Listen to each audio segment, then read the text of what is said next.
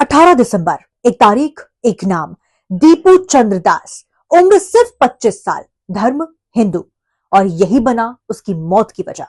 बांग्लादेश के मयमनसिंह जिले में एक गारमेंट फैक्ट्री में काम करने वाला दीपू, जिस पर सिर्फ आरोप लगाया गया कि उसने धर्म के खिलाफ कुछ कहा है, आरोप सबूत नहीं।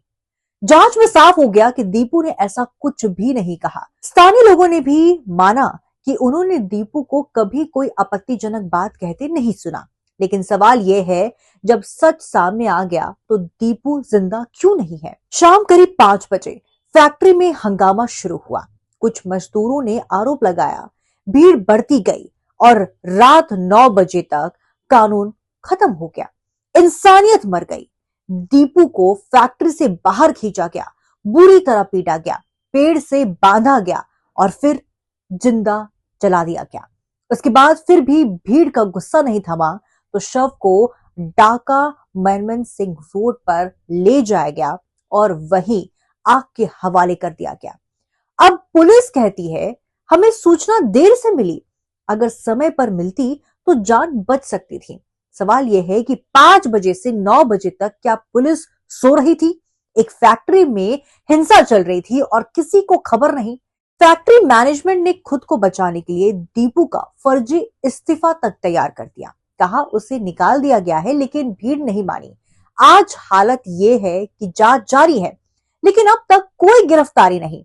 ये कोई एक हत्या नहीं है, ये एक चेतावनी है बांग्लादेश में अल्पसंख्यक हिंदुओं पर लगातार बढ़ती हिंसा की। इस घटना पर भारत में सियासत गर्मा गई है।